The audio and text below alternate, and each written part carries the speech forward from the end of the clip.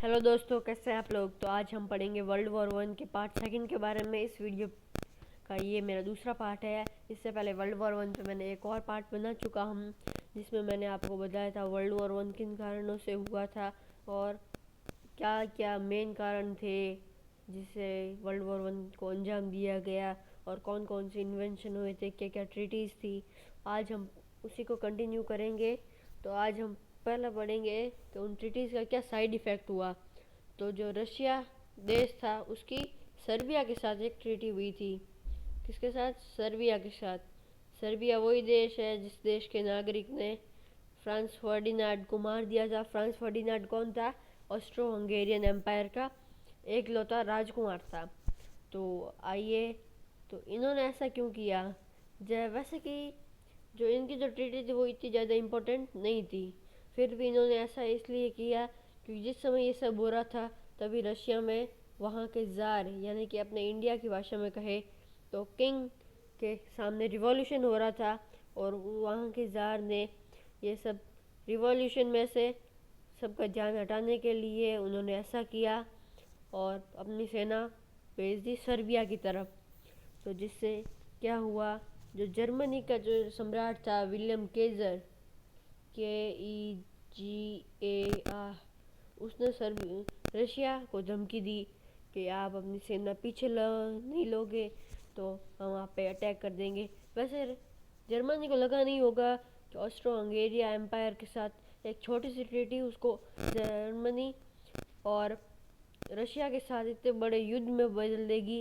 या फिर उन्होंने सोचा नहीं था कि हमें ऑस्ट्रो हंगेरिया के लिए कभी रशिया से भी पंगा लेना पड़ेगा। तो फिर रशिया ने मना कर दिया। तो अभी विलियम केजर ने अपनी वापस से कुछ सोचा और उसका अगला टारगेट था फ्रांस। तो ईस्टर्न साइड में उनके पड़ता था रशिया और वेस्टर्न साइड में था फ्रांस। उन्होंने सोचा अगर रशिया तो बहुत बड़ा है, इसको कॉन्कर करने में ज़्यादा टाइम लगेगा, तो उन्होंने सोचा कि पहले फ्रांस का काम तमाम कर देते हैं। तो फ्रांस ने सबसे पहले मदद मांगी इंग्लैंड से, लेकिन इंग्लैंड के जो राजा थे उसने सीधा फ्रांस को मना कर दिया, सीधे मुंह ही मना कर दिया कि हम आपकी मदद नहीं करेंगे। और अभी तो सिर्फ जर्मनी ने आप पे हमला किया नहीं है, अगर वो आप पे करते हैं तो हम कुछ कर सकते हैं।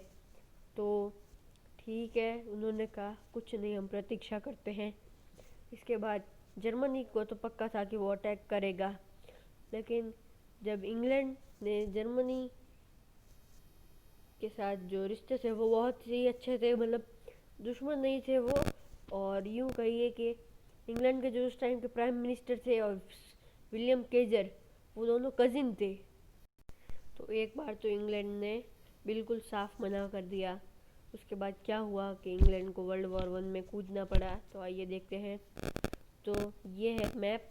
इसमें अगर आपको बता दें, जब जब जर्मन एम्पायर फ्रांस पे कब्जा करने वाली थी तो उसने अपने 4 लाख सैन्य को यहाँ से भेजना चाहती थी, लेकिन ये बात फ्रांस को पता चल गई।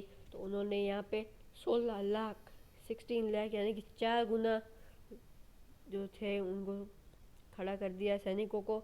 तो जर्मनी ने एक नई तरीके सोचा कि उन्होंने सोचा कि हम बेल्जियम से होके अपनी सेना को भेजते हैं, ताकि जो फ्रांस है वो यहाँ से आने का सोचेगा, लेकिन जर्मनी इधर से उस पर हमला कर देगा। इसके लिए उन्होंने अपने जो पड़ोसी देश है बेल्जियम, उससे मदद मांगी और बेल्जियम ने मना कर दिया, क्योंकि जो उनके यहाँ से उन्होंने बोला कि हमारे यहाँ से 4 लाख की सेना निकलेगी, करीब 2-3 हज़ार टैंक निकलेंगे और फाइटर प्लेन निकलेंगे, आप हमें यहाँ से निकलने दीजिए। तो उन्हें बेल्जियम का सैन्य इतना बड़ा नहीं था, बेल्जियम के पास सिर्फ 1 लाख का सैन्य था, सिर्फ 1 लाख। तो उन्होंने कहा अगर आपने हमें ही हथिया लिया, तो अगर आपका कोई हमें भरोसा नहीं है, आप कब हमें वापस से मार दो, हमारा तख्ता पलट कर सकते हो, आप हमें हड़प सकते हो। तो उन्होंने मना कर दिया। और लेकिन फिर भी जर्मन एम्पायर की जो सेना थी वो फ्रांस में लिए यहाँ से निकल पड़ी। तो ये जब निकल रहे थे तो ब्रिटेन की सेना, ब्रिटेन ने ब्रिटेन से हेल्प मांगी, बेल्जियम ने, और बेल्जियम की हेल्प की ब्रिटेन ने, क्योंकि इस बार बात कुछ और थी। तो ऐसा क्या हुआ कि फ्रांस की मदद नहीं की और बेल्जियम की मदद की, तो आइए जानते हैं। तो दोस्तों, कारण ये था कि उनको लगा कि जब फ्रांस हार जाएगा, जर्मनी फ्रांस को हरा देगी, तो उन जो जर्मनी है वो बार बार जीत पे जीत रहा था। तो उन्होंने सोचा कि वो इतना करीब आ जाएंगे इंग्लैंड के, और उनको ज़्यादा टाइम नहीं लगेगा सी को पार करके इंग्लैंड में पहुंचने से। तो उन्होंने जर्मनी पे अटैक की घोषणा कर दी और बेल्जियम में अपनी सेना भेज दी।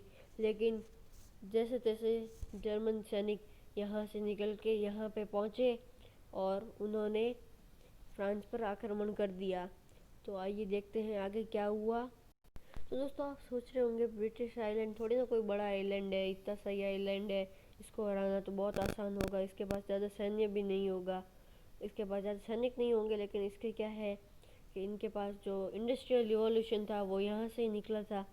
तो इसमें इनके पास बहुत ही अच्छे अच्छे हथियार थे, बहुत ही अच्छे अच्छे। और एक ब्रिटिश आयल से सिर्फ इतना सही नहीं था, इनके अलावा इनके पास पूरे विश्व में इतनी उनकी कॉलोनीज थी।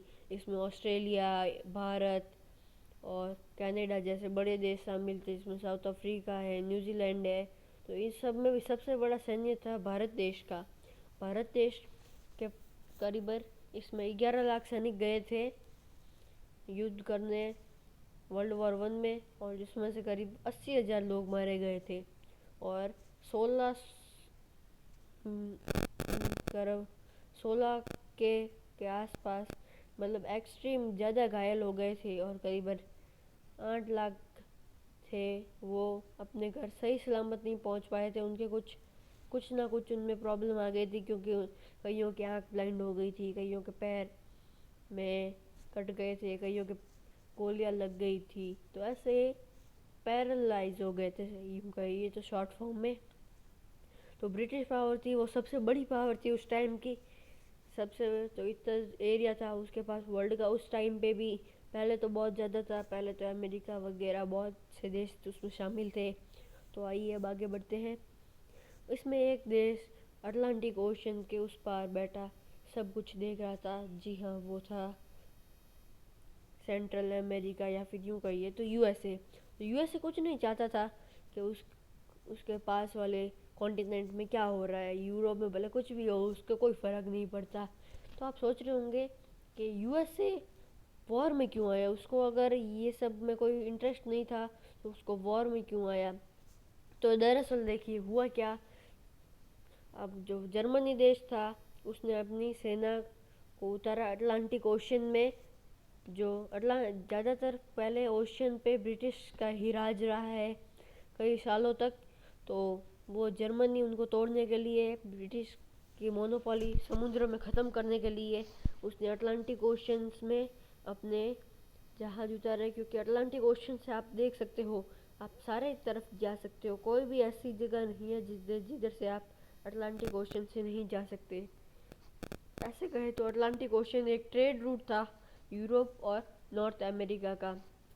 और जो जर्मनी के यू बोट्स थे वो उस टाइम काफ़ी फेमस हुए थे। उन 6 यू बोट्स ने करीबन ब्रिटेन और अलाइड पावर्स के 140 से भी ज़्यादा जहाज को निस्तनाबूद कर दिया था। मतलब 140 यानी कि आप एवरेज देखें तो भी बहुत ज़्यादा होता है। 25-25 को एक वो उनके पैसेंजर शिप पे भी हमला करने लगे। और यही घटना एक हुई जिससे अमेरिका को बहुत दुखा प्रॉब्लम हुई, जब जर्मनी के एक यू बोट ने अमेरिका जाने वाले ब्रिटेन के एक पैसेंजर जहाज पे हमला कर दिया, और उसमें सवार 1198 लोगों की मौत हो गई, और जिसमें 128 मूल अमेरिकन निवासी थे जो यूरोप से ट्रैवल कर रहे थे। इसके लिए सम्राट विलियम केजन ने अमेरिका से माफ़ी मांगी और कहा कि हम पहले कंफर्म करेंगे अब कि कोई भी जहाज़ पे हमला करने से पहले कि उसमें अमेरिकन तो नहीं है। तो ऐसा होने लगा। तो कई बार जब जर्मन सेना कंफर्म करती थी तब तक ब्रिटिश उन पे अपनी बोट चढ़ाकर उन सबमरीन को डुबा देते। और इसके वजह से कई सबमरीन इस यू बोट्स नेस्तनाबूद हो गई थी और जर्मनी की नेवी काफ़ी वीक पड़ गई थी। और इसका मेन कारण ये था कि अमेरिका वॉर में आया। ये इसका एक और कारण था, ये इतना मेन नहीं था। इसके बाद अमेरिका ने अपने आप को शांत कर लिया था। तो दोस्तों, जब बहुत सारी यू बोट्स जर्मनी की निस्तनाबूद होने लगी तो उन्होंने वापस से अंधाधुंध फायरिंग शुरू कर दी। और इसी को ये तो वापस से एक चिंगारी थी, इसको आग लगी जब जब जर्मनी चाहता था कि अमेरिका है वो अपने ही कॉन्टिनेंट के घरेलू मामले में फंसा रहे। तो उन्होंने क्या किया, मैक्सिको के जो प्राइम मिनिस्टर थे, मैक्सिको एक छोटा सा देश है, छोटा नहीं है मतलब काफ़ी बड़ा है, लेकिन अमेरिका कंपेयर करें तो छोटा है। तो उसमें उसके वहाँ के प्राइम मिनिस्टर को खत कोड में भेजा कि आप यूएसए पे अटैक कर दीजिए और आपके सपोर्ट में जर्मन सेना आ जाएगी। और ये कोड मैक्सिको के पास नहीं गया बल्कि पहुंच गया ब्रिटिश के एक गुप्तचर कह सकते हो या फिर आप एक एजेंट कह सकते हो, सीक्रेट एजेंट। तो उन्होंने इसे डिकोड कर दिया और यूएसए को बताया। और तारीख थी 6 अप्रैल 1917। यूएस एंटर्स दी वॉर, अमेरिका वॉर में कूद पड़ता है। तो इसके बाद क्या होता है, अब भी ज़्यादातर 3-4 साल हो गए हैं, वहाँ पे कोई डिसीजन नहीं आ रहा कि जीत कौन रहा है हार कौन रहा है। तो अब आएगा फॉल और या फिर defeat of the central powers. और ये अभी शुरू करते हैं, आइए देखते हैं क्या मुख्य कारण थे इनके। तो आइए दोस्तों शुरू करते हैं। तो मेन कॉज थे, एक तो था फ्रेश ट्रूप आ रहे थे। अमेरिका हर दिन 50-50 हज़ार, जी हाँ 50,000 सोल्जर्स का एक ट्रूप भेजता था फ्रांस में लैंड होके। वो सीधा जर्मन बॉर्डर पे जाके जर्मनी पे हमला कर रहा था। और जर्मनी की नेवी थी वो काफ़ी वीक हो गई थी।